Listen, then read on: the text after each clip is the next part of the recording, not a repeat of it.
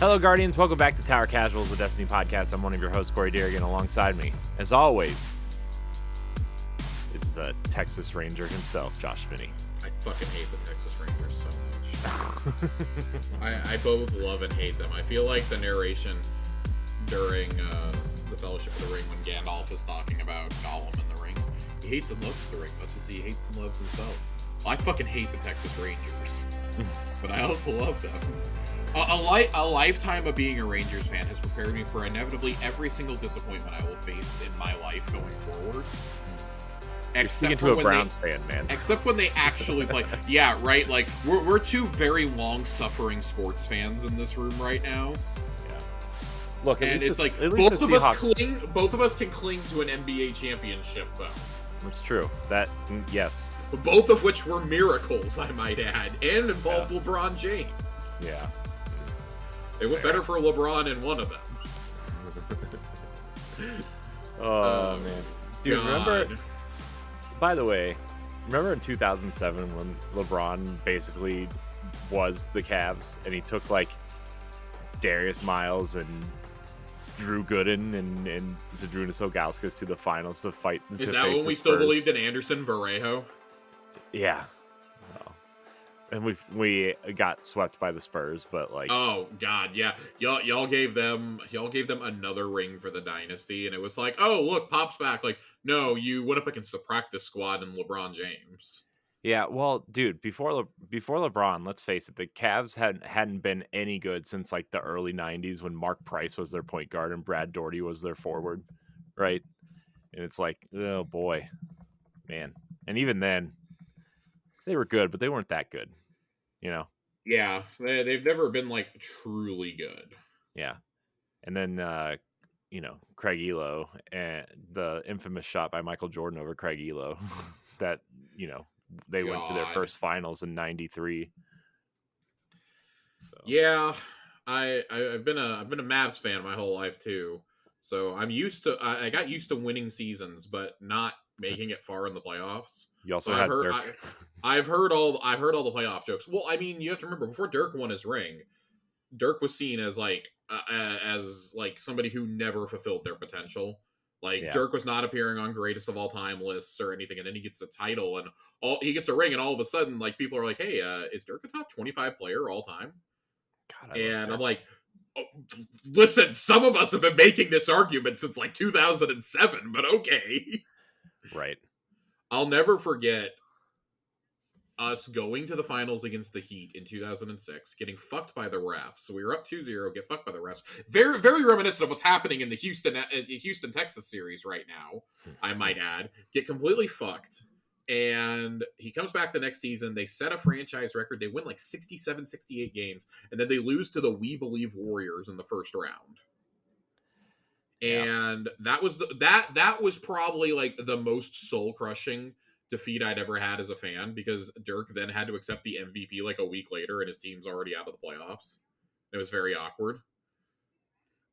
And so you take that, and like I still see comments about that series. Like, it still haunts the Mavs fan base. But winning exercises a lot of demons. I don't know if the demons from the Rangers losing in 2011 to the St. Louis Cardinals will ever be exercised. Like, people like to bring up to me that Marchand did not run the ball in Super Bowl 49. And I have to tell you, we won the title the year before. That is way less soul-crushing for me than being 1 out away from winning the first World Series in franchise history twice in the same game. Yeah. And still losing to David fucking Freese. So,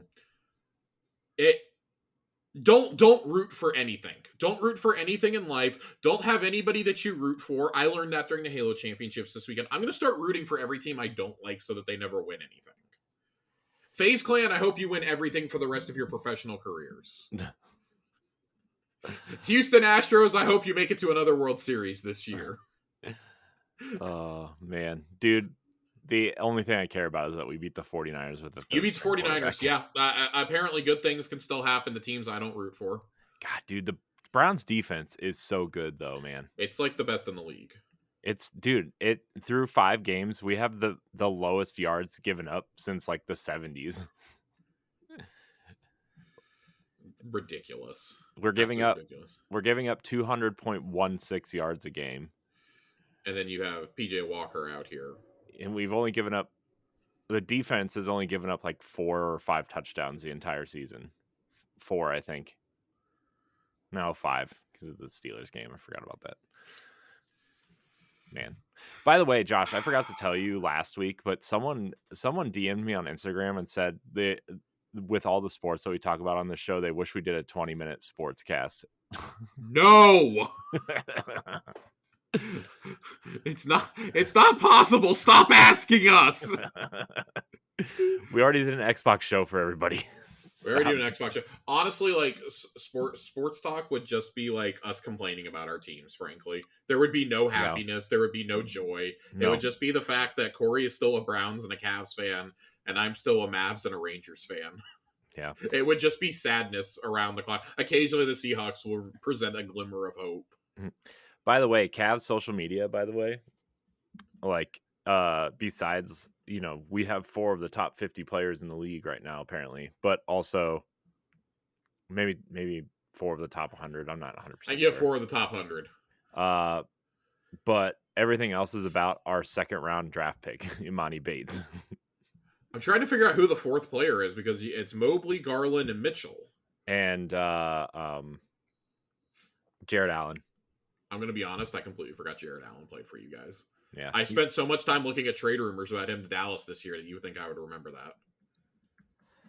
No, everyone already knew that Imani Bates was going to be good. It's just there was questions about his character because he got caught on a gun charge as like an 18-year-old on a college campus. Not great given the environment of school shootings. Right. So it was actually not with a misdemeanor, was charged with felony possession. And that's why he was not a top 20 pick, and that's why he was picked like number 57. Yeah. Oh, the Rangers over! Oh, thank God we remembered how to hit the ball! I have the game pulled up. I'm extremely sorry to anybody if I just burst out in jubilation because I'm channeling my inner Luka Doncic, okay? I'm channeling him. This is the souvenir ticket from that amazing New York Knicks game last year. Ooh. I was right. We do have 4 people in the top 50. Jared Allen's in the top 50? He's number 50. How? Evan Mobley's 40. I don't understand this. Darius. Okay, Mobley and Allen should not be within 10 spots of each other at all. Like, unless you're looking at the Cleveland Cavaliers depth chart. This is on sportsillustrated.com, or SI.com, I guess.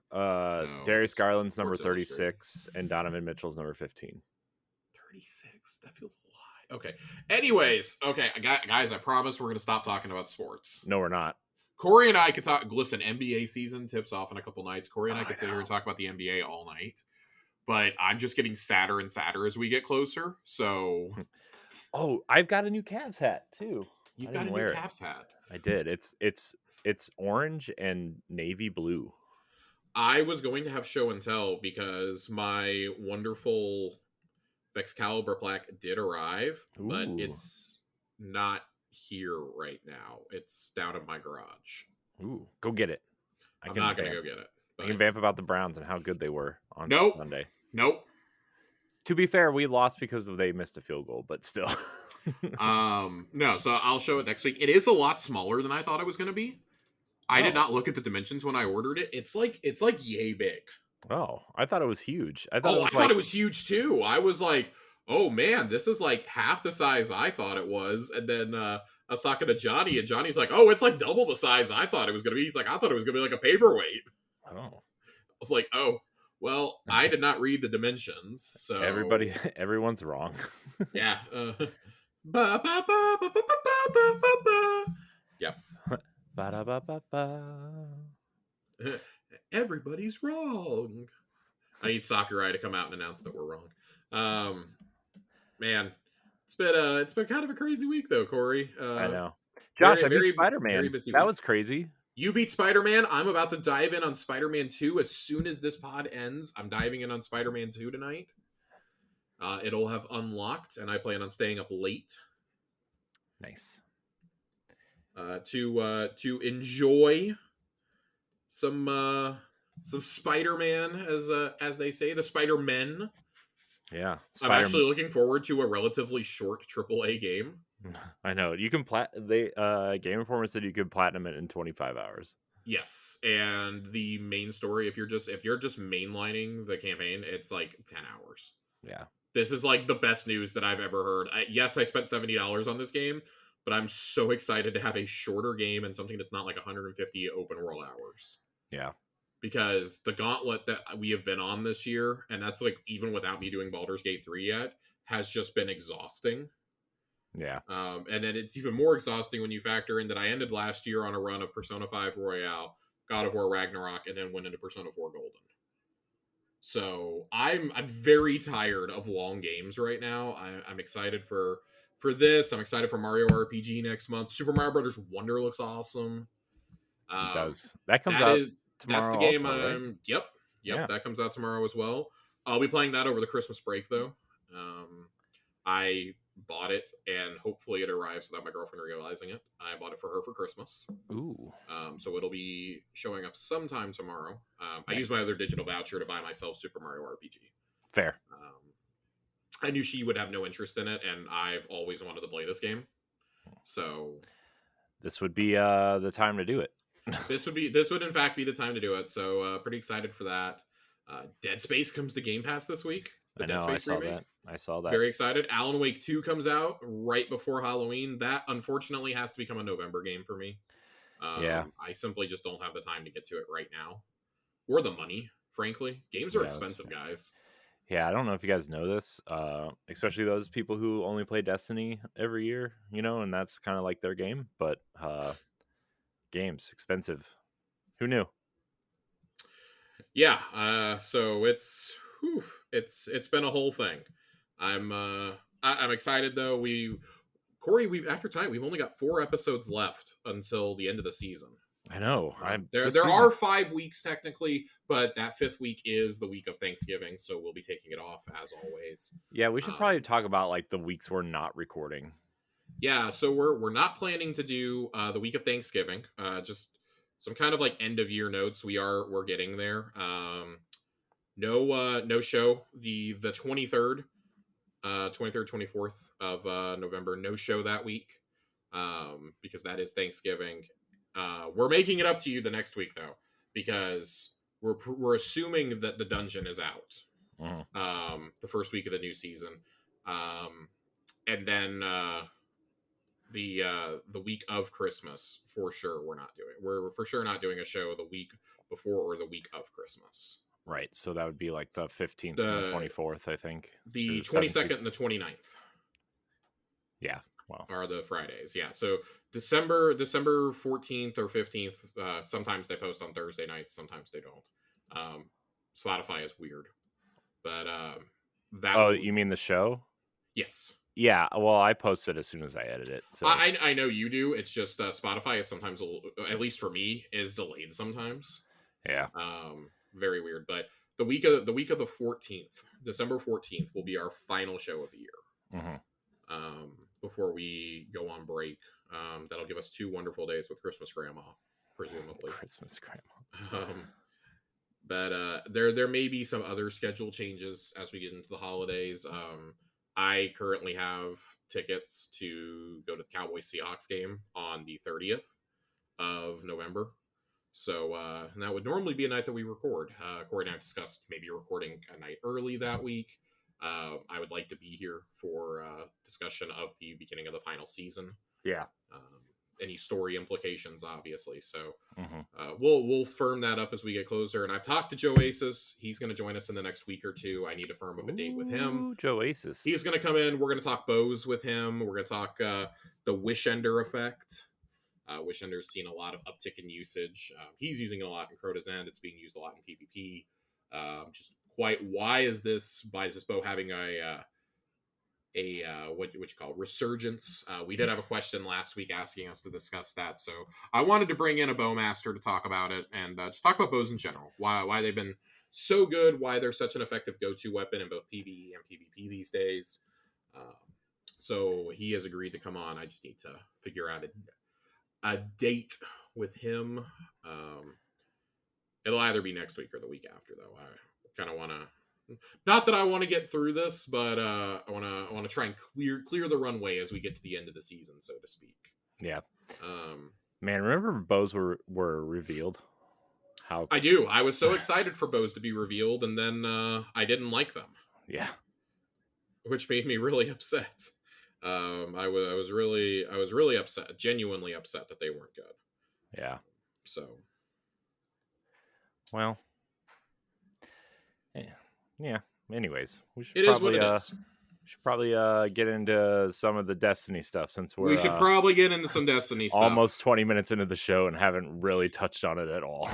it's okay. We're here as a community. It's okay. Yeah. Pretty light Schwab this week. We're talk Schwab. We'll talk some Festival of the Lost. We finally got the API updated. Yeah, this is like the best news all season for me. Josh is very excited, guys. Oh my god, I'm so excited. New shirt incoming. Update the API.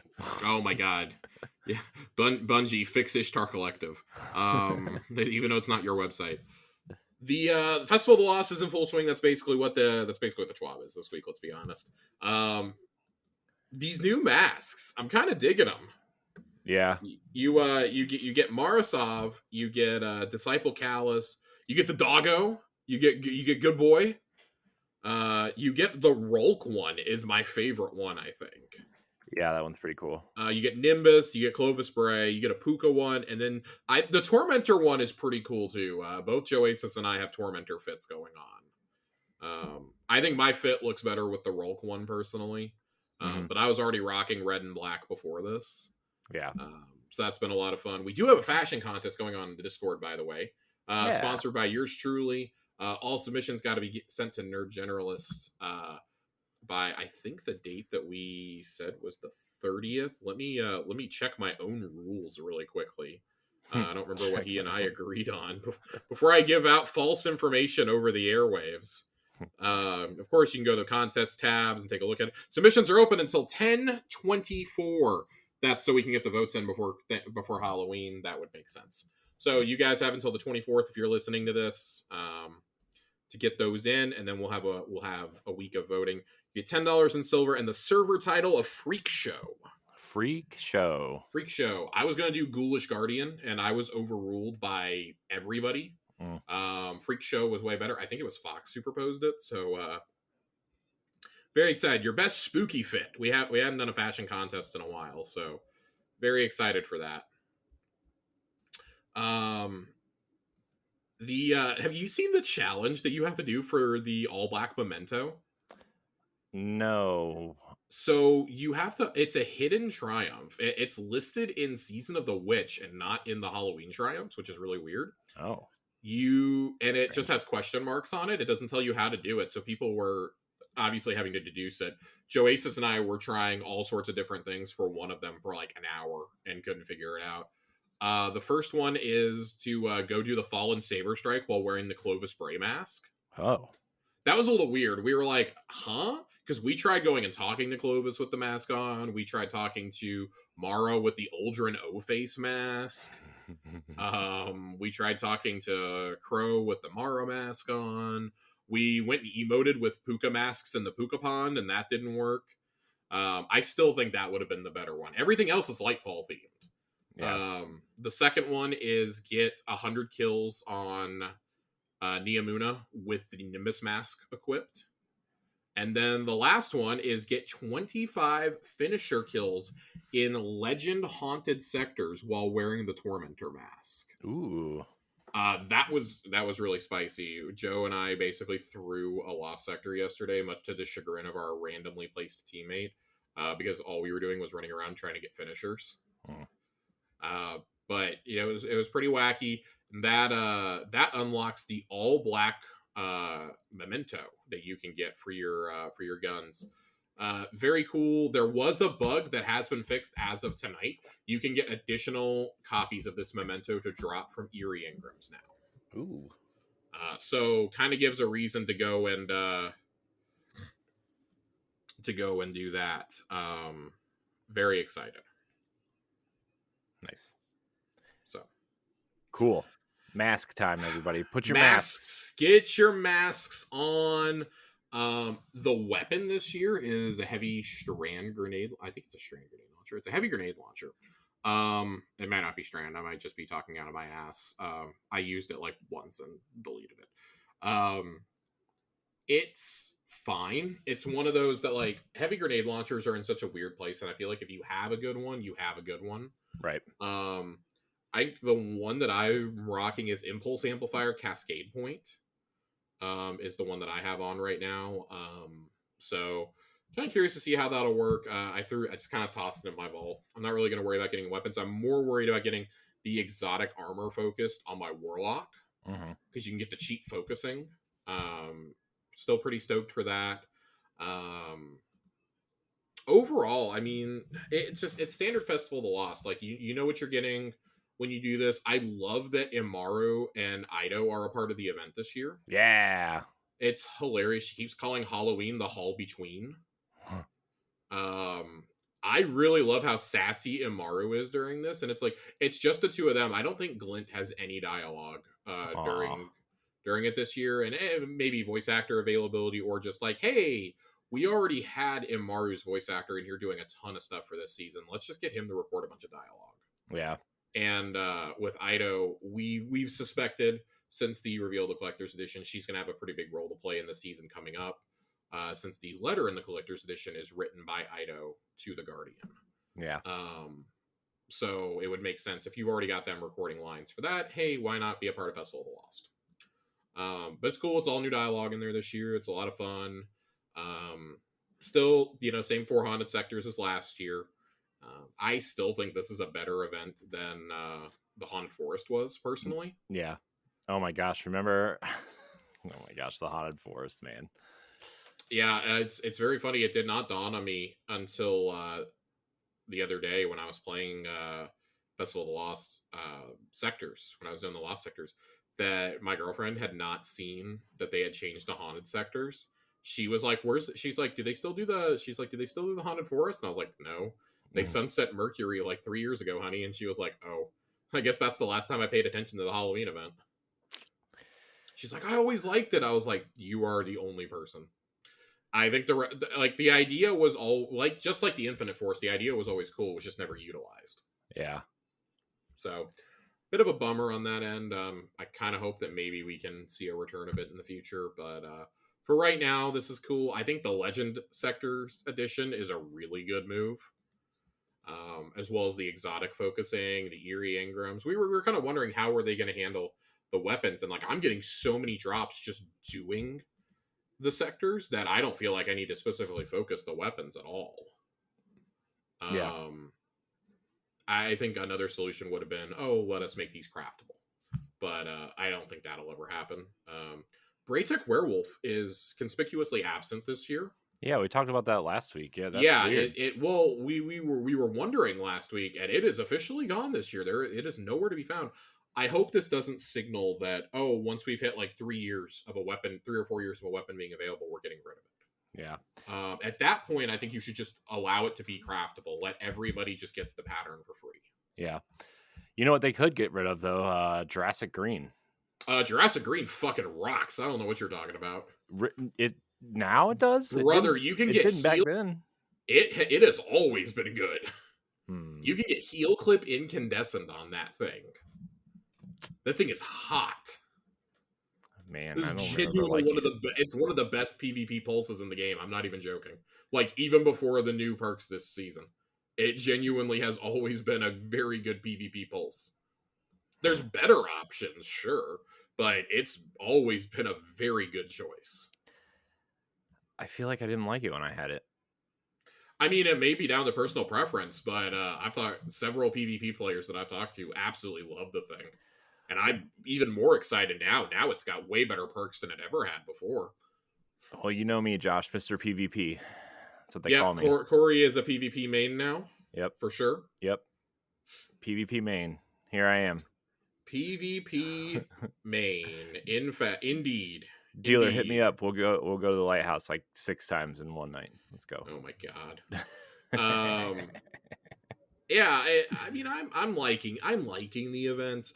I will say, I'm gonna say words I never thought I would on this show. Uh-oh. Corey, Yeah. I'm buying the upgraded event card. What?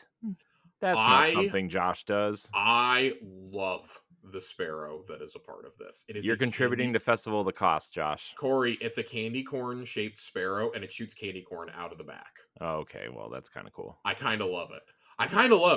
And then the emote you get with it is it's a vampire dance. Ooh. You get like a cloak on and everything. There's like a moon above you. Ooh. It's kind of great. And I like the shader. The shader is like black and gray, but the gray is like metallic. Ooh, that sounds I actually really unfortunately I like the things that you get from this, and I might get it. But there's another really cool sparrow. It's like a hearse, like an old timey hearse. Ooh, like an 1800s one, like a horse drawn one. It looks. My girlfriend calls it the Haunted Mansion sparrow. That looks really cool. I really like how that one looks. And there's a UFO ship also. That's cool. Yeah, I was like, okay, there's actually like stuff that I think that's worth buying here, but I need to see if it's going to be available for dust at any point in the next couple of weeks. That's pretty cool. Yeah, I think they actually did really good cosmetics this year, which is something I feel like I haven't said for a while outside of the armor sets. I've genuinely liked the armor sets the last couple of years. I don't like that. I'm gonna go on an island, and I feel like I'm kind of alone on this one. No, the bug sucks. The bug ones suck. Okay, thank you. Corey at least agrees with me. Other people have told me I'm insane, I'm crazy. I kind of like the Warlock set because it's like very subtle. And I also found out that like the like bug wing on the back actually moves like when you jump, apparently. Yeah, that's kind of cool. Which I think that's an awesome little addition. I don't like the Titan set. The Titan set is, like we said last week, it's like Family Dollar version of Blue Beetle. I don't like it. I'm not a fan. And the Hunter set, upon seeing it in game, I'm just like, yeah, this isn't doing it for me either. It's not doing it. If I could just buy the Hunter helmet, then I probably would. But it's long past time to let us just buy individual pieces of armor from these sets. Right. We have like 6 years, and I'm not even kidding. Like we legitimately have like 6 or 7 years of Halloween armor in the shop. It also reminds you just like how shitty the armor used to be. Yeah. Anybody remember the glow in the dark skeleton sets from year 2? Yikes. Yeah, it was really bad. They started doing the theming after that, and I thought it was cool because like they did monsters one year because it was the werewolves for hunters, it was the vampires for warlocks, and I think Titans were they weren't the Cyclops that year. They were something else. I forget what they were. Yeah. But their set wasn't bad either. And then we got, it wasn't dinosaurs after that. We got something else in between. What about the mechs? Didn't we get the mechs? Those were mechs. Mechs was last year. Yeah, mech was last year. We got dinosaurs the year before that. There was something in between the werewolf and that set. I can't remember what it is, but yeah, it's a reminder of how far we've come with some of these event sets for sure. I feel that when I look at like the Solstice armors and Guardian games, I think has always been like kind of solid. Like they've always stuck to the theme. Yeah. As it came along as the last of like the 4 main events. Yeah. I don't know. It's just like it's a nice little event to kick back. Like I saw somebody already complaining about how there's nothing to do with the event, and everybody's. It was so nice to see the entire Reddit community just turn against this person and be like, dude, please go outside. I wish I had as much time as you do to play this. That you're already done with the lore book. You've already got all the masks and everything else. Like, please go outside. Please do something with your life. Yeah. I do think a lot of us have been trying to speed run this and maybe staying up way later than we should, trying to grind out things because if you're not doing like the page cheese, then you're playing actual activities and you're getting 3 per activity and it just takes forever. Yeah. The set before the dinosaurs, by the way, was like that weird chemical melting set. where like the hunter had like the glowing eyes. I don't remember it then. Here, I'll just send the link and maybe that'll refresh your memory. It's like halfway down this page. Because man, I forgot about the skeleton suits, man. Those were awful. Those are terrible. Oh, okay. So yeah, okay. So I forgot about that first set. Is what I forgot about. I forgot about the very first set. We went glowing skeleton armor. Yeah, that's like the werewolf and vampire set I was thinking of. Yeah. And we went to dinosaurs and the timeline has just gotten so weird on some of this stuff. I still think that of all the 4 events, this is probably still it's probably my favorite actual event. My favorite mechanic is still baking the cookies. I think baking the cookies is a blast. Baking and it's cookies. So easy to just get a ton of bright dust out of that event. Yeah. I still enjoy it. I don't like hunting for the ingredients, but it is fun to see like what ridiculous characters do you have to deliver a cookie to this year. Yeah. And this year it's almost certainly going to be Asha and Amaru. Yeah. Which really thrills me. That you're gonna have to deliver. I want to see what kind of cookie I have to give Nimbus also. So there'll be some fun ones, I'm sure. We have a lot of questions about the holiday events though tonight. Yeah. Which it's probably about time that we talk about holiday events, anyways. Just kind of going through the rest of this Schwab. Any other thoughts on Festival of the Lost this year, Corey? I feel like if we have anything else, like maybe we can like talk about it next week. But I don't think there's too much else. Like it's what it is at this point. Yeah. I mean, I don't really care for the armor sets. I think what they're doing with Amaru and Ido is interesting. Like it's an interesting kind of mix of characters, but other than that, it's this Festival of Lost. It's Festival of Lost. You know it at this point. Legend Lost Sectors, great edition. Absolutely great edition. That is a really good edition, especially for people who are wanting to grind out stuff, right? So yeah, I'm a big fan. We talked last week about the. I don't know if we talked about it last week. It may have been just something we talked about on Twitter, but Sparrows are getting a boost. Always on time. Last week, yeah. Yeah, so all legendary and exotic Sparrows will have 2 speed selection options moving forward. One matching always on time, and one matching the older highest speed that was available to offer a choice in handling and speed control. Yeah, I think we're all going to do that. All legendary and exotic Sparrows will move from 100 to 150 health to be more durable to match always on time's health pool. It does have a few unique benefits since it is the exotic raid Sparrow from oh my god, I'm completely forgetting the name of it. Exotic raid Sparrow?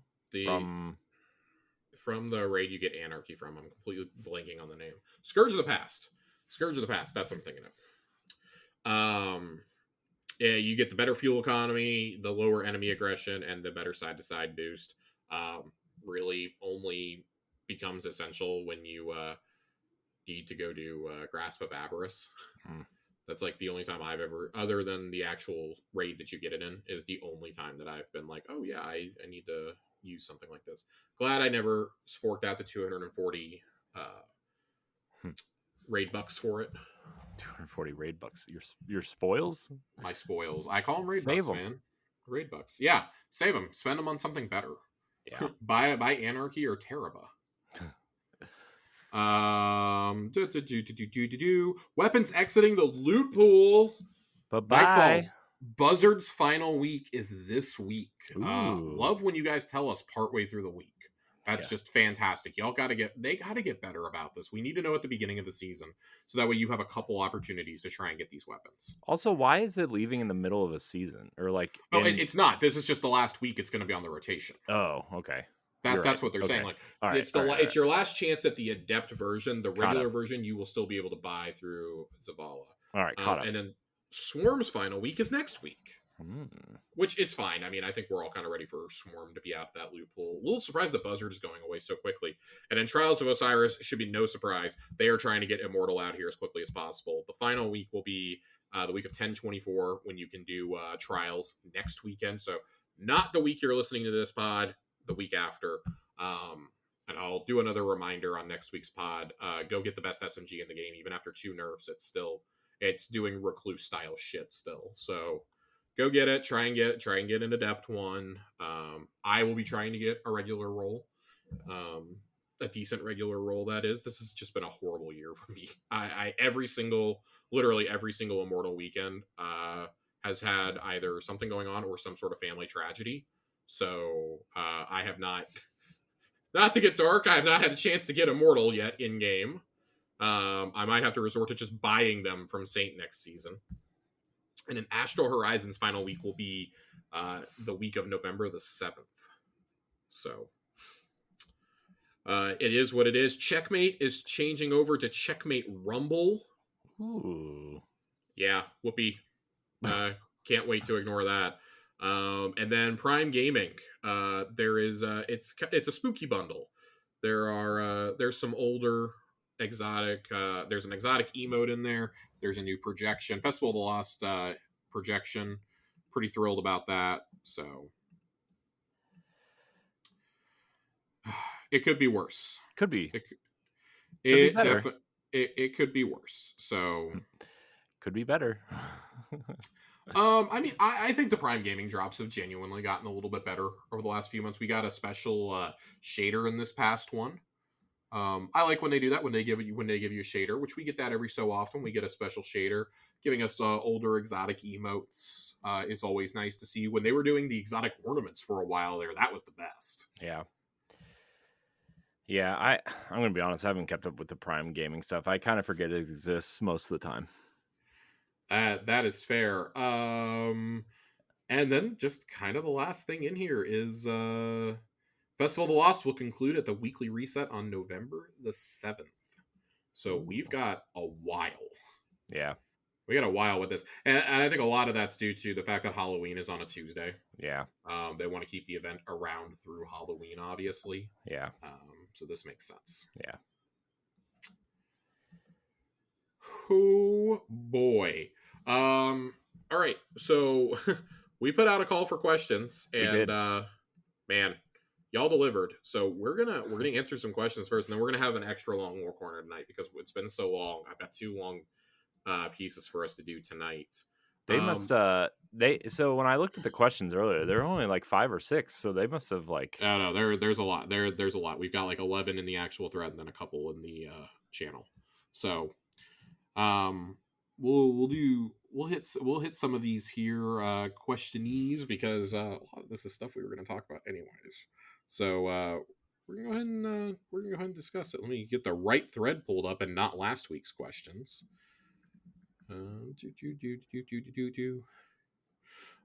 right.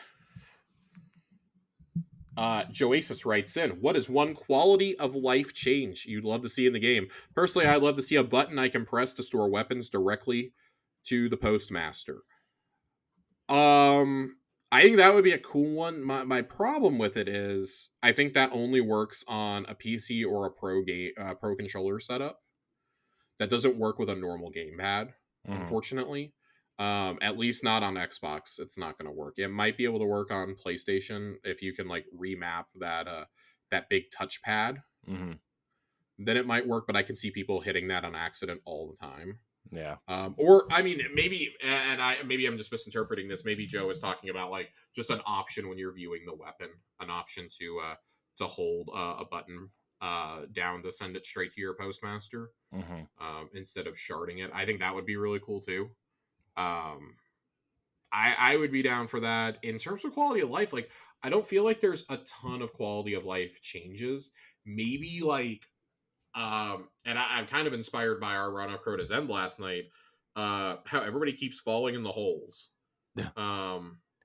Maybe a setting where like just specifically we can illuminate the darks a little bit more. The blacks on the screen, so to speak. Maybe make those brighter without it being grainy. I have the setting turned up a little bit on my TV, as it is, and then I have it turned up a little bit in game also because I have problems with that, but also I have really hard time seeing when something is really dark, and I know that's the point. Mm-hmm. I already have really bad eyesight, guys. It doesn't help. The bigger the screen does not help. Mm-hmm. It makes me more and more agitated. So Turn that brightness up, Josh. I can't. I literally can't turn it up anymore without it being grainy, unfortunately. And then there's some games like such as Destiny that just don't take well to it. It's like Yeah. it's got like a big glowing spot in the middle. Yeah, that's fair. What is one that you're thinking here, Corey? Honestly, one that I've wanted for such a long time is to re-customize your Guardian the way they look in terms of like their face. Because like stuff I thought was cool. Guardian Barbershop. Yeah. Yeah, just give it to me. Like seriously, I've been wanting to change the way my Guardian looks for so long, and to the point where like, not that I would ever do this because I don't have enough time to do it, but there have been instances where I thought, you know what, I'm just gonna create a new Guardian of the same class and get through the, the dumpster fire of new light, and then just move all my equipment over. I've had the same thought myself in the past, but I don't want to lose my OG character at the same time. Yeah. I have like 6,000 hours on this character across 2 games. I'm not giving it up now. Yeah. I'm going to stick with it until they give me a Guardian Barbershop. But yeah, Guardian Barbershop is another QOL change. Yeah. That I mean, what's Hawthorne doing these days? Right. Staring out into the abyss. The abyss of the city. Yeah, let me update that shit. Yeah. I also think it would be cool if like, this isn't a quality of life change, but I also think it would be cool if you could like almost construct your own ships, like, like almost like they do in Starfield, but like I guess more intuitive, maybe not as complex. But yeah, but I don't. I think I don't know that we would ever get that because that would mean that they can't sell ships. Yeah. So you could sell parts. Oh my god! Please don't give them any ideas. Sam Lord of Bananas writes in and asks if you could adopt one Destiny entity like the Smollen or Threadlings, which would you choose? I'm of two minds. One, I really want to be a parent, so I really want kids. So I'm thinking Smollen. But at the same time, I love animals, and I'd really love a war beast. Not Doggo? Not. I mean, listen, I could get the robot Doggo, and I'm thinking Archangel would be great. I don't know if Archangel fits within the parameters here, though. It does. We make the show.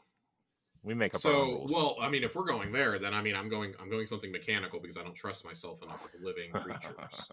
I'm going either Archangel or I'm going with a Puka. Ooh, Pukas. Yeah. Since those are mechanically created and not artificially created like the ghosts. So. Ooh, a pet ghost. What would you choose in this Doggo. Story? Doggo? Yeah, I think Archangel is like the easiest one to say yes to. Yeah. If it's got to be an organic being, then I'm getting a Cabal War Beast. Yeah. A Thrall. Corey's just gonna have a Thrall chained up in his game room, and his wife's gonna be like, "What the hell?" Corey is like, "No to more children." It's like the psycho cricket in A Bug's Life. You don't want to adopt a couple Smollen and explain to your children why they have siblings. I mean, maybe. What's one more at this point, Corey? Oh, don't know. It's a That's lot. nuts. That's what we say to Nerd. Yeah. Nerd, what's one more at this point? Gosh, he's gonna floor an entire baseball team at some point. I mean, he already has an NBA starting 5 and a 6th man of the year. So yeah. Tiger Jesus writes in and asks if Tower Casuals had their own Festival of the Lost Mask, what would it be? Buddy, it's a sandwich, okay? Yeah. It's a sandwich. What are we doing here? No, mine would be the Earl in the logo. Have you listened to the last 160 something episodes that we've done? It's a sandwich. There's nothing else. Yeah. I want the Earl. Okay. Rip Hawaiian barbecue. You're sorely R.I.P. missed. Hawaiian barbecue. I'm still upset about it. I'm still sad. Virtual Massacre writes in and asks if you could see any battle from the lore come to the big screen and have a blockbuster budget, which would you choose? Well, wait, what was the first part of that question? If you could see any battle from the lore. Oh god, Battle of the Six Fronts would be cool. For me, it's Twilight Gap. Yeah, Twilight Gap would be cool. I think Twilight Gap's got to be it for me.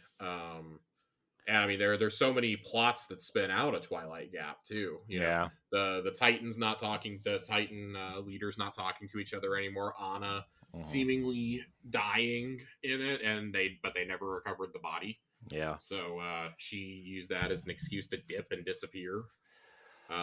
There's some really cool stuff you could do there. I'd also love to see the Great Ahamkara hunt. Yeah. I also kind of want to see like the Iron Lords and the Warlords. I think that'd be kind of interesting. I agree. I think that could be really cool too. Maybe not from like a huge big budget point of view, but like from just like I want to see that point of view. So for sure. Jiggly Panda writes in and says, since Corey, that's me, made my heart hurt. Yep. By listing the movies he hasn't seen. I was wondering if you could tell us what movies you have seen and let the audience and Josh be heartbroken. I don't understand this question. I think you're asking for what Corey hasn't seen. All right, here's what we're gonna.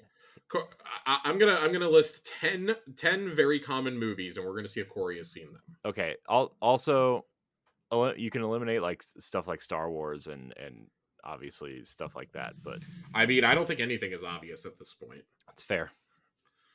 Okay, The Lord of the Rings. I fell asleep like 3 separate times during the first movie, and I've never completed. Fellowship of the Ring is one of the greatest movies ever made. You are fucking ridiculous. We've already established you've never seen Back to the Future. Have you seen Die Hard? Yeah, I've seen the first Die Hard. I've seen the first 3. Okay, well, at least you've seen the good ones. Yeah.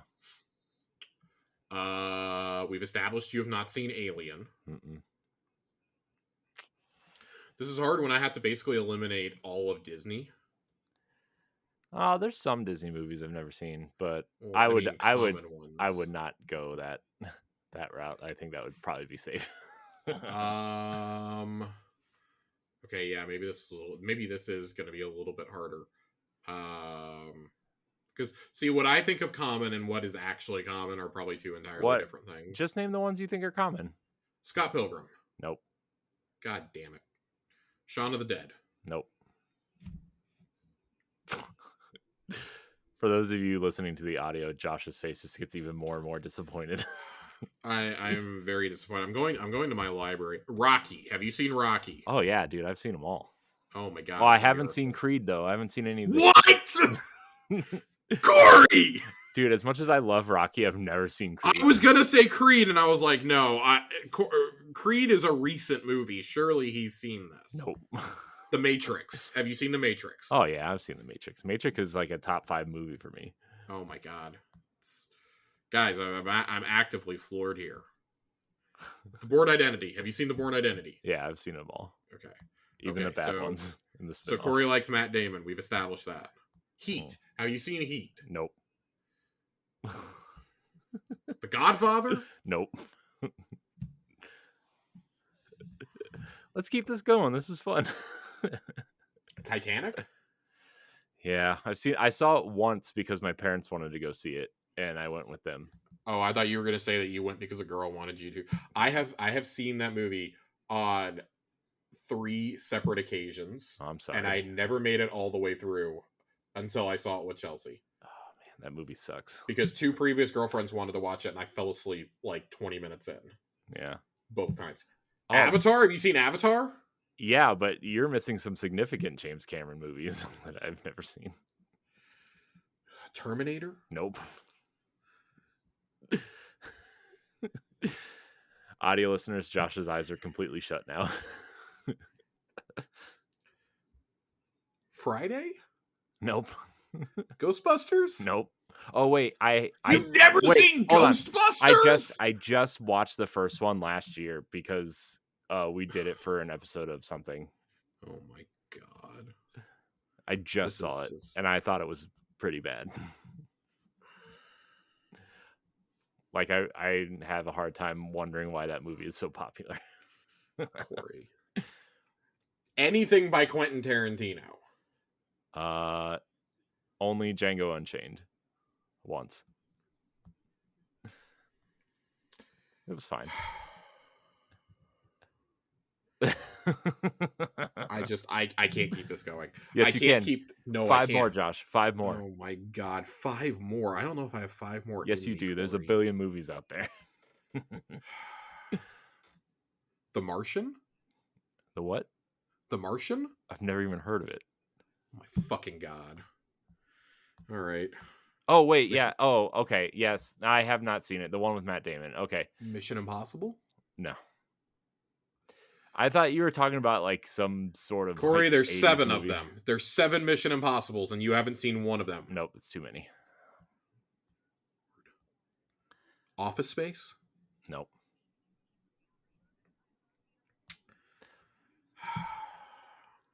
Inception? I think I've seen half of it. The second half of it. So I was very lost. This is just the worst. Guys, we have an opening for a co-host and producer spot. Christopher Nolan is also a good one to have not seen most of his movies. Okay, so excluding the Batman movies. Yeah. The Prestige? Yes, I have seen The Prestige. Oh my god. Okay, you've at least seen like my favorite Christopher Nolan movie. That's the only Superbad? other... Yes, I've seen Superbad. That's the Pineapple Express. No. Prestige is the only other Christopher Nolan movie I've ever watched besides Batman. Oh my god. I couldn't even tell you like any of the movies that he's made other than like Oppenheimer and Interstellar.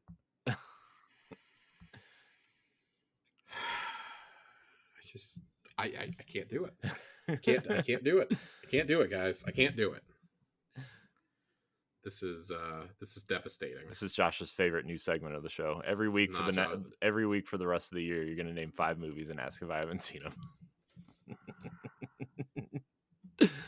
them. Movie time on Tower Casuals. This is the worst. And then Jiggly Panda also asks a much better question for all of us. Do you think we'll get a new seasonal event, or is the current calendar the one we keep forever? We had a couple questions to this effect this week. I think Aaron also asks this later on down in the thread. He did. So I do think that they're due for a new seasonal event of some kind. I just don't know what you do. Like, we can't do like Destiny celebrates Arbor Day or, You could.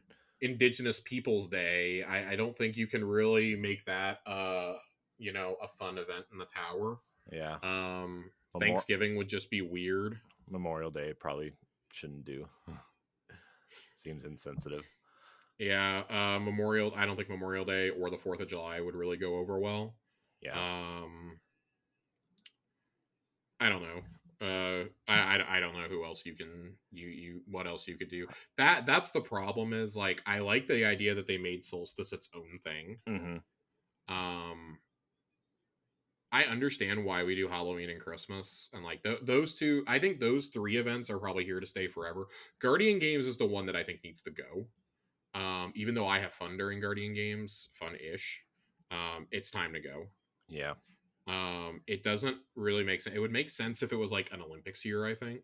Yeah. Well, that's next year, so it'll be back at least one more year. Well, but I'm going to say at that point, because it's what is it next year? Is it Summer Olympics?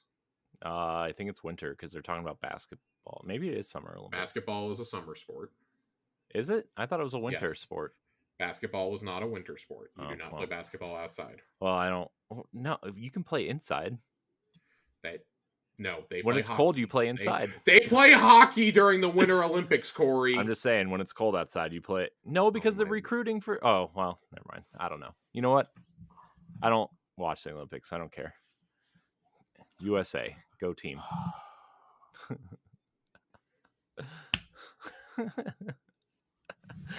The last Olympics I actually remember like kind of partially paying attention to was when Ted Lasso was introduced like 10 years ago.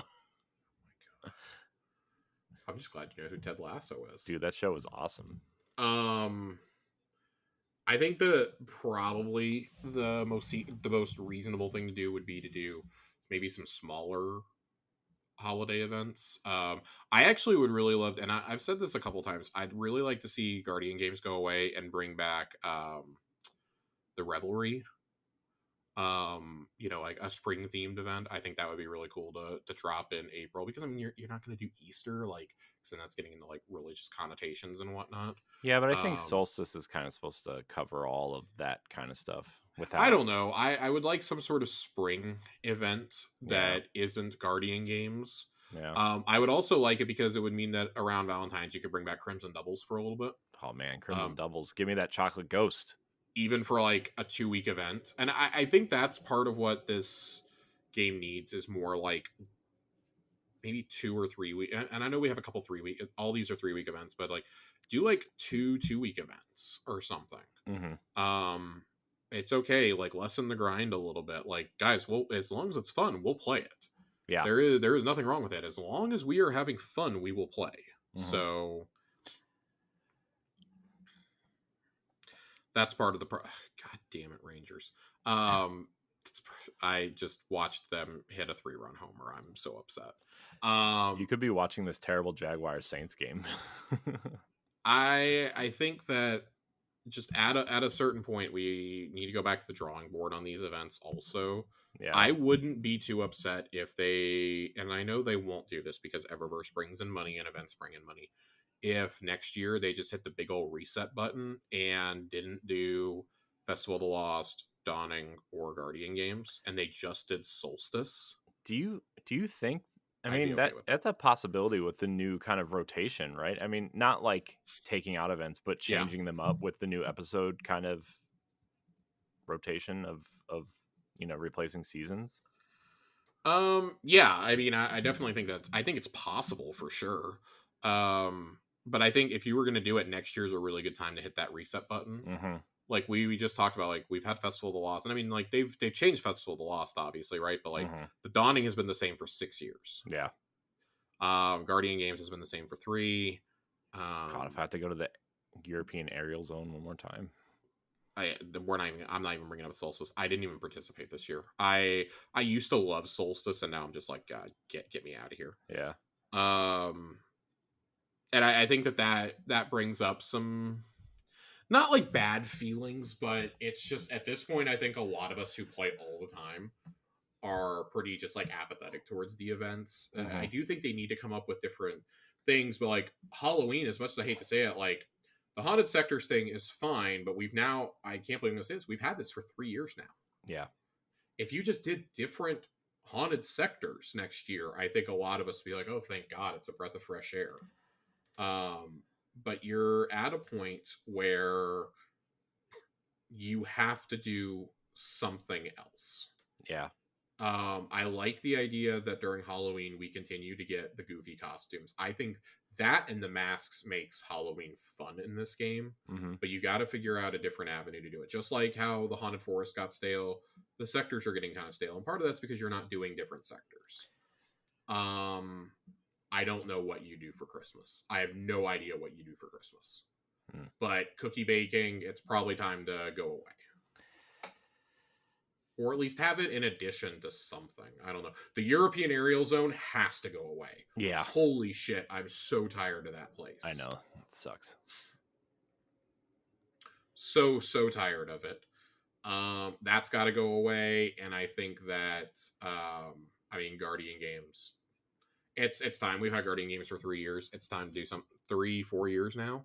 4 years. We may be up. I think this may have been the 4th year. Yeah, I think this was 4. It's time. It's time. It's time to go bye-bye, and that's okay with me. That's totally okay with me. Just goodbye. Get us out of here.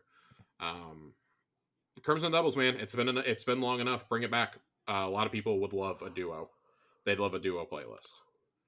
So I think something like that could be cool. But maybe like extend Crimson Doubles instead of just being a Crucible thing. Maybe like There's Duo Strikes or Duo Gambit would be interesting. I don't know how you make that happen. That would make you acknowledge that Gambit still exists. Mm-hmm. I think that they should do a Valentine's Day event and Drifter should be the vendor for it. I think that would genuinely be hilarious. Yeah, that'd be pretty funny. I don't know, like what other holidays do you possibly like celebrate that like doesn't step into religion? I think that's part of the issue, that it doesn't step into religion or isn't like exclusively a US thing. Yeah. I don't know. And I think like they've kind of done the most neutral thing they can by, coming up with the solstice. And solstice I think always worked good. Maybe here's my thing. I feel like solstice maybe should be shifted to the end of the year to time it, and I mean that would overlap with Crimson Doubles obviously, but like time it to where it happens the 3 weeks before or 4 weeks before the end of the expansion. So that way, for those 3 weeks you have, and then you have that last week as a buffer for any story material you need to throw out there before the expansion. Yeah. That would start bringing players back into the fold quicker, and that was always the purpose of Solstice in the first place. Mm-hmm. Before it became an Eververse hellscape. I'd like to see something like that. I don't know. Maybe you do a summer event that's like you bring back, maybe you bring back vaulted content for like a month or something. But I feel like if you do that, then people are going, why isn't this back permanently? Yeah. So that may be that may not be the avenue to do. Even just designing like new zones to do these activities in would go a long way. I think like just show us that you care, because doing the aerial zone year after year and making it mean less and less is not the way to do it. Mm-hmm. Like now you don't even go hunt the chest, so what's the point of us even being there? You might as well just load us into Trossland and have us do it. Yeah. So I don't know. Yeah, something definitely needs to be, change. Something needs to be changed. Hydra writes in and asks, what Destiny character would you want as your therapist? Oh, God. I mean, not Shaxx. I feel like the safe answer is Zavala, actually. Like, yeah, I genuinely think that Zavala or like maybe even Eris are like the safe choices here. Yeah. I'll be honest, I would choose Crow just because I've had to sit through enough of his therapy sessions. He can sit through a few of mine. Make him suffer. Yeah, I've had to help him overcome his trauma. He can help me overcome mine. Yeah. I think Glint would be a good choice. Yeah. Glint seems to be the most understanding of the ghosts that we've met. Mm-hmm. Ours just annoys me. Yeah. Yeah, I feel like that's a safe choice. You can't do the gunsmith because he'll just forget everything. I mean, hey, maybe that's a good thing. Yeah, maybe. I feel like Devrim would be good too. Yeah. He'd like prepare tea for you. Yeah. Yeah. Devrim tea, some therapy. It's a good idea. Thing is though, you're gonna have to hang out in that disaster of a church that he hangs out in. I mean, hey, listen, in the lore, he pretty regularly comes to the tower, so we're good. He can come hang out there. Yeah. Yeah. We're good. We can be buddies. Yeah. I just got the song for Goof Troop stuck in my head just now.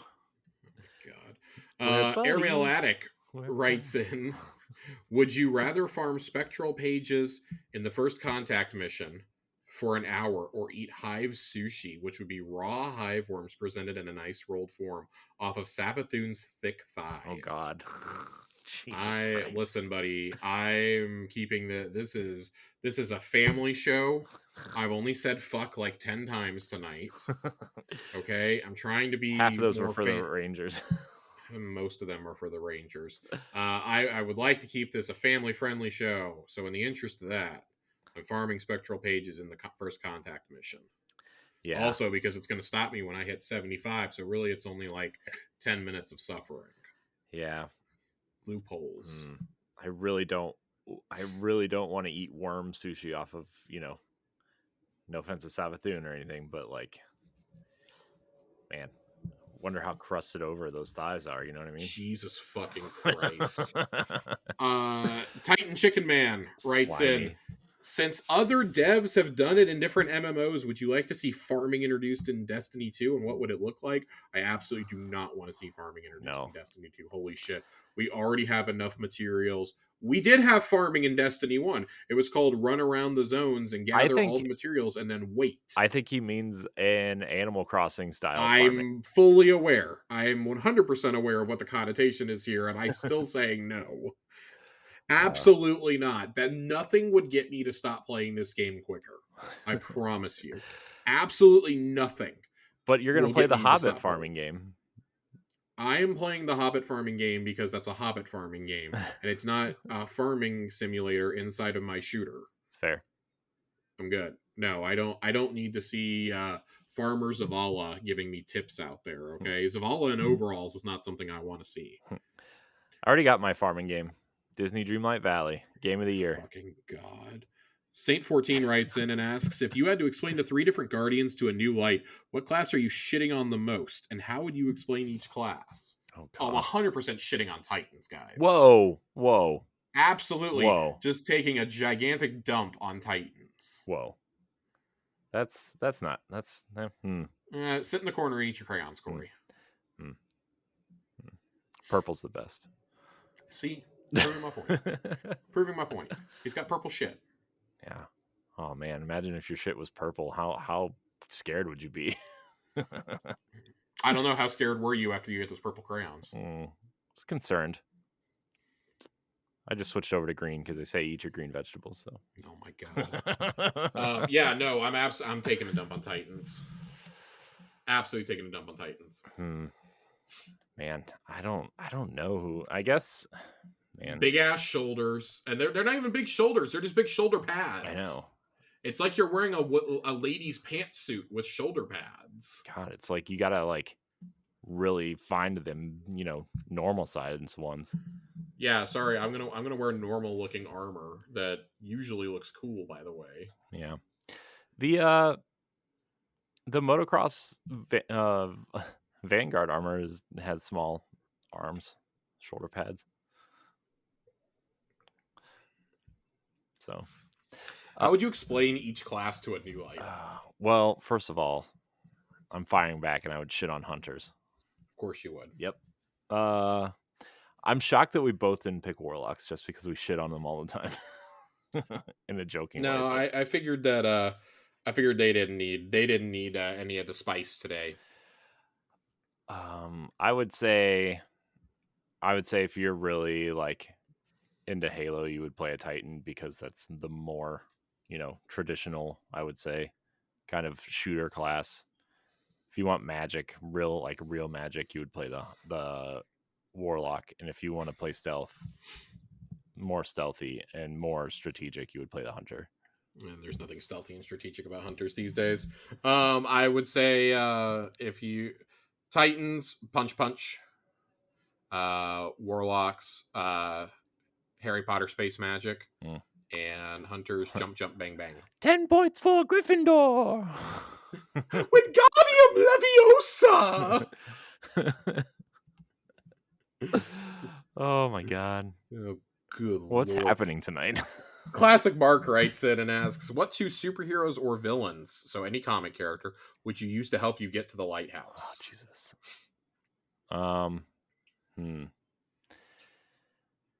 Jeez. I mean, man, there's so many to choose from. So many good ones to choose from. So, I mean, I'll go ahead and go first, because I'm bringing a Warlock and a Titan with me. Yeah.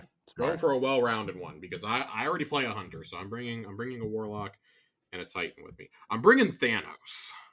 That's fair. That's a good. Thanos is ruthless. He's gonna throw those barricades up. He definitely plays a Striker Titan, so he's gonna charge on it. And then I'm bringing the Scarlet Witch with me because she's a little unhinged and doesn't really care if there was friendly fire in this game. She would not give a shit if she killed you with it. I was gonna pick Scarlet Witch, I think, but she's gonna pack the most brutal spells possible. Yeah. All right, so I'm gonna pick Storm. Okay. to replace Scarlet Witch for my team. The electric warlock. And then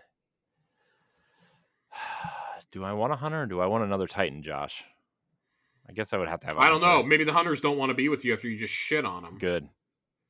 Wow. What a piece of shit. You know what? No hunter. Titan. What an absolute piece of shit. Captain America.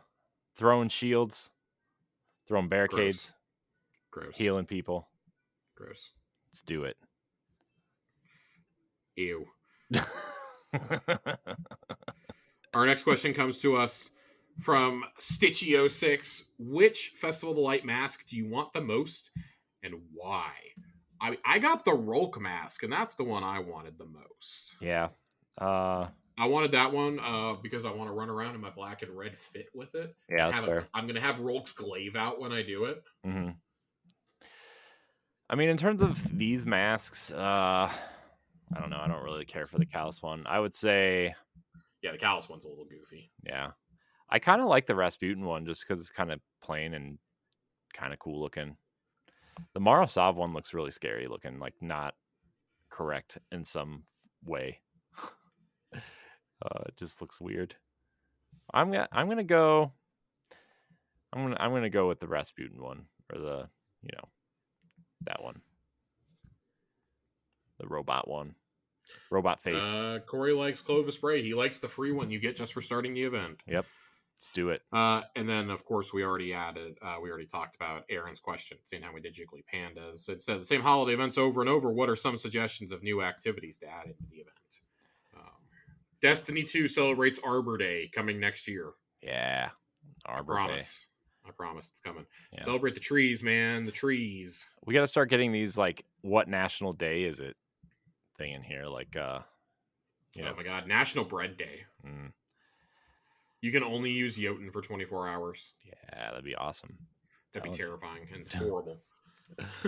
I promised that we had 2 big lore pieces this week that we're going to go through from the book Rites of Passage. We're going to start getting into the seasonal lore now that they finally unblocked it in the API. I am going to do some Festival of the Lost lore next week because I think that the book is actually really well done this year from the opening and ending pieces that I read already. I'm really looking forward to reading the whole thing this week. But that comes after I save New York. This first one is a matter of distrust. We've seen some discussion in the Discord about this one back when it first came out, like 6 weeks ago. But we're going to jump into it now because it does address a question I think a lot of people in the community had. As Ikora neared the console and the helm, a voice cried out from the shadows as a figure lunged for her. Ikora's hands moved reflexively to deflect the blow and deliver a killing strike, but she stopped after recognizing her attacker. She had allowed Elsie to grab the front of her robes and shove her against the bulkhead. Were you even listening? Elsie screamed, her hands shaking in frustration. How many reports, Ikora? How many times did I tell you what I saw? The pain in her voice tore at Ikora. She knew the stories almost as well as Elsie at this point. The Exo had traveled back from a future where Eris Morn held dominion over everything and even bent Savathun to her will. It had not ended well. Elsie pushed away and began to pace, furious. Elsie, Ikora said gently, I know the future you came from, but that is not this future. I have seen what happens when Eris Morn has unchecked power, Elsie hissed. I've smelled the corpses. Ikora wanted to comfort Elsie, but knew any attempts at camaraderie would push her further away. Instead, she straightened her robes. The Eris in your timeline was corrupted by darkness, she said coolly. We now understand how to wield the darkness without becoming lost in it. Eris Morn was corrupted by power, Ikora, Elsie said. The same power you're encouraging the Guardians to, she nearly choked on the words, to tithe to her through hive rituals. And you think that's somehow better? Ikora took a deep breath. I hear you, she said with quiet authority. And while I trust Eris, I will not lose my objectivity. If actions must be taken, I will take them. Elsie shook her head. I wonder if you said the same thing before your body was buried in the wreckage of the tower. Ikora waited. One cannot speak when the other is unwilling to listen. Osiris had once told, it's in her voice, Elsie said. She sounded small. She sounded truly afraid, Ikora realized. You can hear it. Even though her hive transformation, when she speaks, she's smiling. Elsie took a careful breath. when she led her troops from the Scarlet Keep, when she attacked the Traveler, when she turned us against each other and I was forced to. Ikora reached out a hand to stop her from having to say it. To kill my sister, Elsie whispered, pleading for understanding. To kill Anna. Eris was smiling that same smile. Ikora laced her fingers together and looked at the floor. I won't watch it happen again, Elsie said, and her voice was ice. Chills. Chills. This is a question that a lot of people immediately had, like, why is Elsie not a part of this season? And I do agree. I do think Elsie should have been a big part of this season, frankly. Mm-hmm. But I just don't know how you cram another character in when you have Ikora, Imaru, and Eris already there. Do you think that, like, Elsie should have been in place of Ikora at all? No. And the only reason I said that is because Ikora canonically is the only person besides us strong enough to put her down. Yeah, that's fair. If she gets out of control. Yeah. Ikora is a warlock. She's probably like the second smartest in terms of the mystic arts in the Guardian ranks. Yeah. Behind Eris. So I would suspect no, and I don't think that the Vanguard allows the ritual to happen without Ikora being there either. Yeah. Zavala basically says, it's on you. Yeah. And washes his hands and walks away. Yeah. I do find it interesting that Drifter is not a major part of the season. He's in it a little bit, but he's not in it, like, majorly. Yeah. Found that a little interesting. Thought maybe he would have had a bigger role here. Yeah. I do wonder if this is setting up for a post-Final Shape plotline, though. We've long talked about the mortality of Eris, and with what we know from the ending cutscenes, Eris says, oh yeah, all the power's gone, but there's kind of this sense that it's not fully gone, that she went through some shit and she may be changed forever on the inside. Yeah. I mean, transforming like that would probably do it, huh? Right. And the final episode for this first batch of them that we're getting next fall is going to deal with the Hive. Mm-hmm. So what we've suspected that we'll deal with Xivu Arath during that, or that'll lead into us dealing with Xivu Arath. Yeah. And I don't think you can really write Eris out of the story now without writing the other two Hive gods out also. Yeah. It feels like she is, for better or worse, she's connected to them now. Yeah. We all thought it was a little strange that Eris didn't have this huge part to play in the Witch Queen. And I think part of Season of the Witch is kind of making up for that. Yeah. I agree. I think it was very strange that she didn't have this big role in it. Yeah. Considering how tied to the Hive she is. Like, her whole story is about the Hive, basically. Yeah. But this just keeps going back to, this is a scene that I can't help but feel we should have seen play out. It's kind of a recurring theme, right? Because we already had one other lore page that I'd said 100% we needed to see play out, because it's the second half of the cutscene. Right. This one I feel like probably should have played out after week 2, which is when this happens. This should have played out as a small cutscene, because I think it's important for the general audience to understand what Elsie's role is in this. Elsie's largely been sidelined since, well, with the exception of a little bit in Season of the Seraph, she's largely been sidelined since Beyond Light, which is another recurring criticism we've had, is that they just toss aside the expansion characters when they're done with them and don't come back to them, really. The planetary vendors, so to speak, like Eris, is a very notable exception. This kind of highlights yet another problem with that. I think Elsie maybe shouldn't have been like a central figure, but should have been there to voice her objections, and almost certainly should have been there at the final ritual. Yeah. So I think even like her and Drifter being on comms during that would have been pretty important. So I'm curious to see how this plays out. I do think, because when Elsie says she's not going to watch it happen again, that leads me to think that she's going to try to kill Eris at some point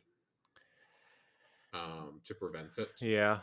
Even though she knows that this is a different timeline than any of the other ones she's ever been lost in. Like, they've never made it past the events of Beyond Light in her other timelines. Yeah, but wasn't in one of the other timelines Eris became the Witch Queen?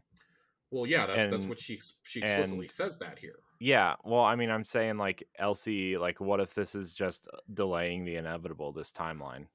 That's Elsie's whole thing, but the point, and like in game character, Elsie likely doesn't understand this right now.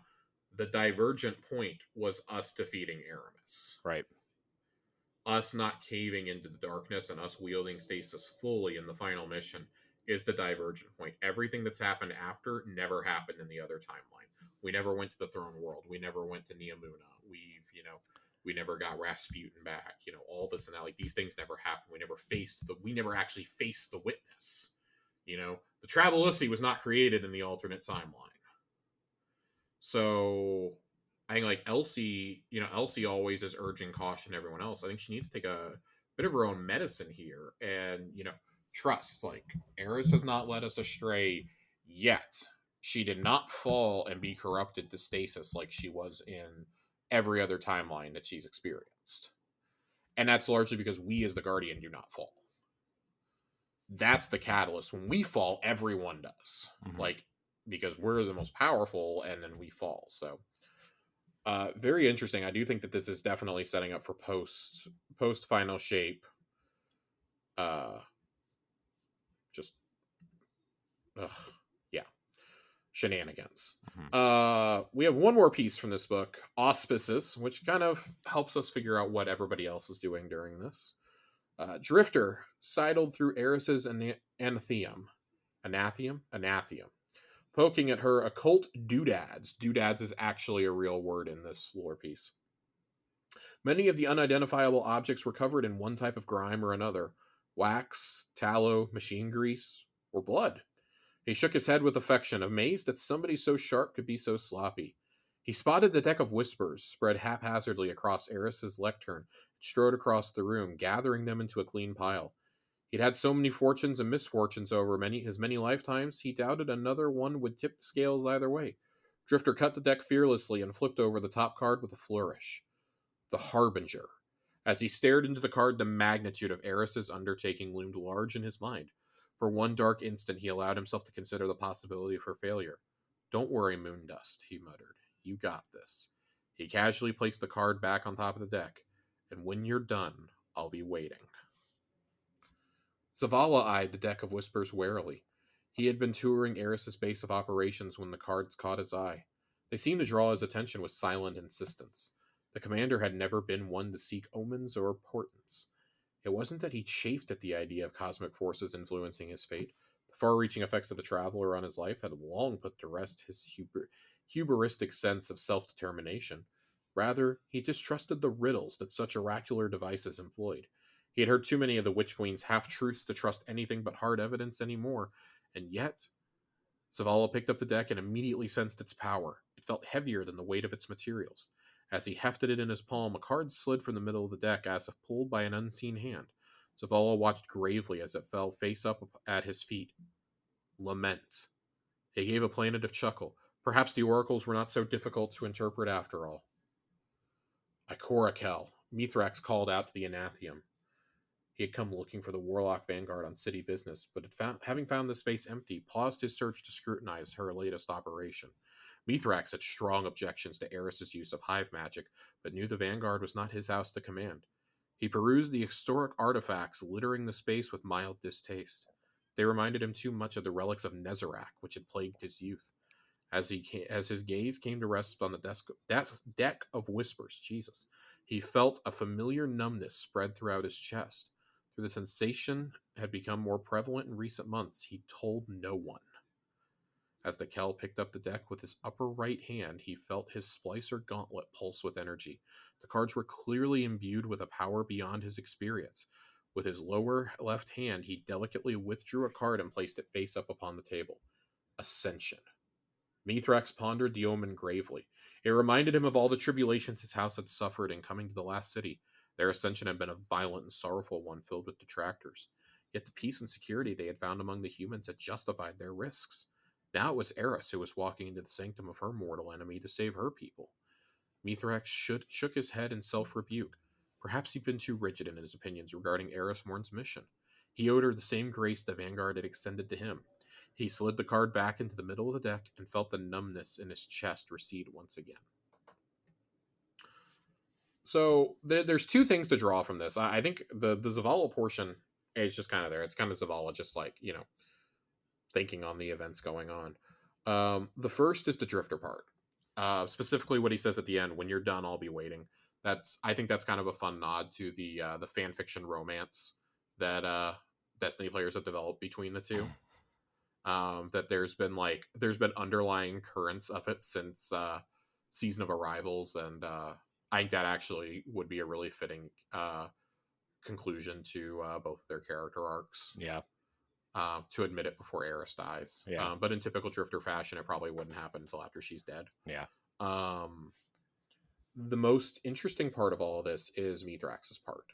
He draws the Ascension card, and he explains it away as his city ascended in the last city, and to become valued members of the city and this and that. It had been a bloody path.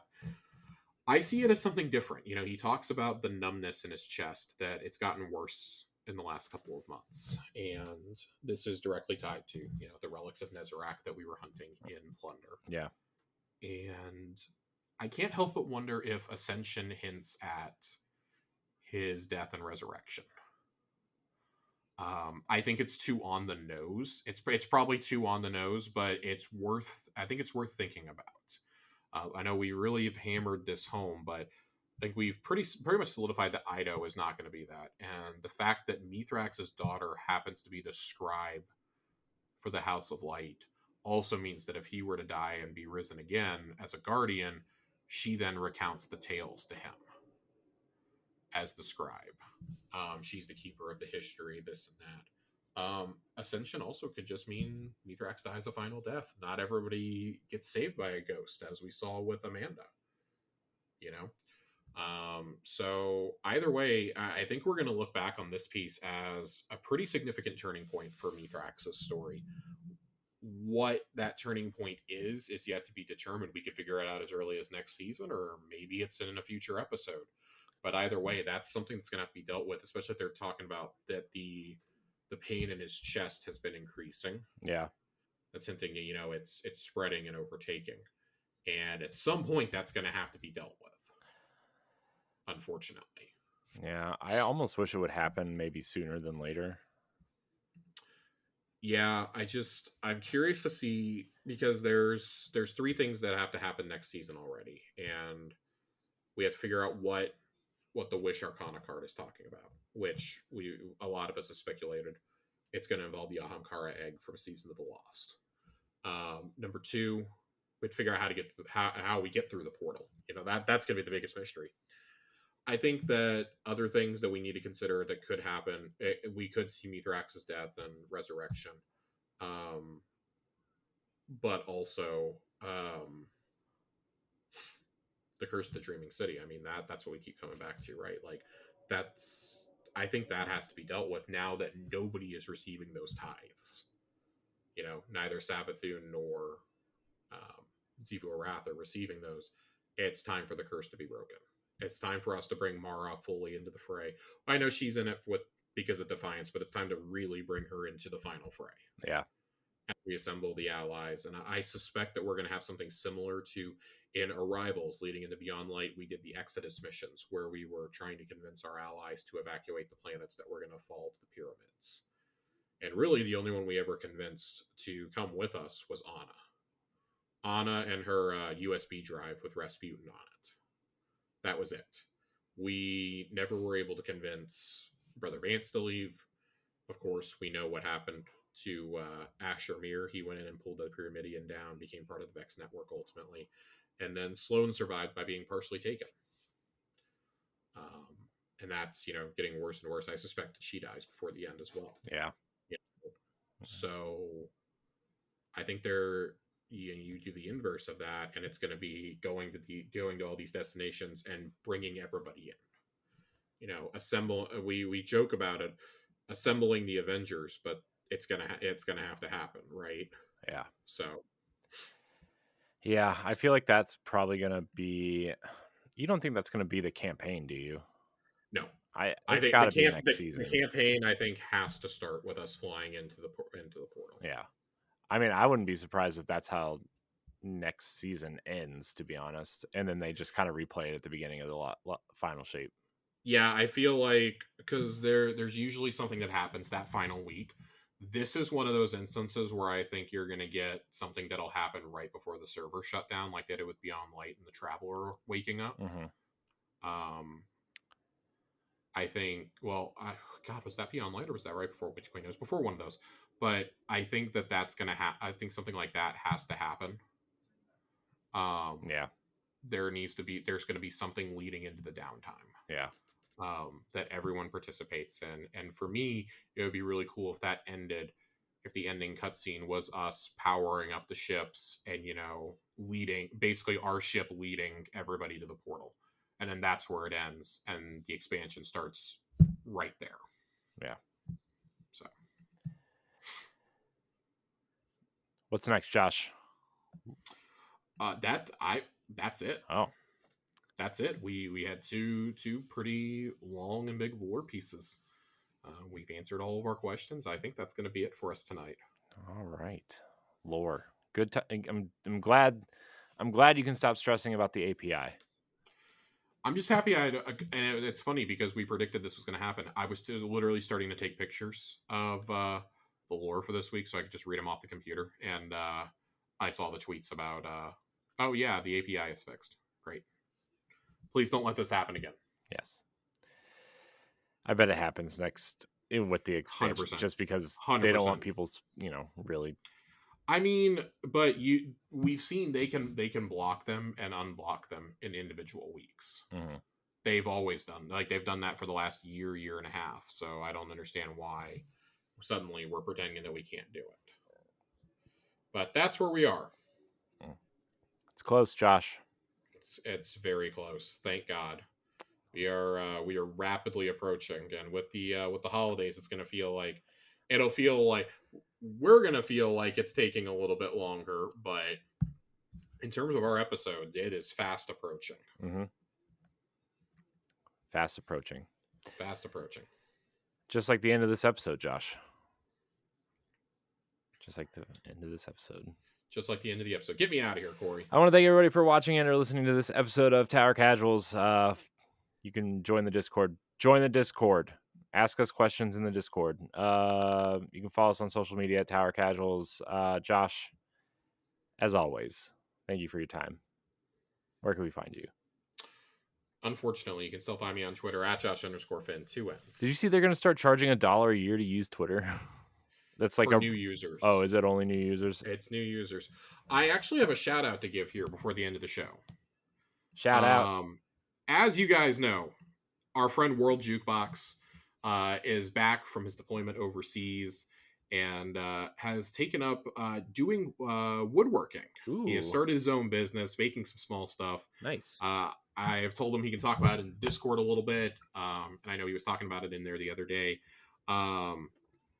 I am going to figure out how to pronounce the website because I don't want to mispronounce it, but lathe-nights.com, LATHE nights.com is his site. And then using the there is a discount code for 10% off. Tower Casuals Podcast is the discount code. Nice. For 10%. Go check it out. It's a nice little shop here. You go there, right off the bats. There are some. He's got a whole catalog here of individual products. There's some really nice cutting boards there, coaster and ashtray combinations, bottle openers, charcuterie boards. Ooh.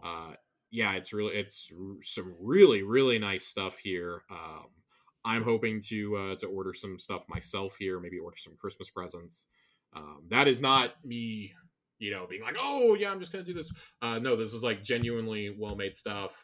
We love World Jukebox, and we always want to give shout outs to our community where we can. So yeah, go show them some love. Even if you're not gonna purchase anything, show them some love.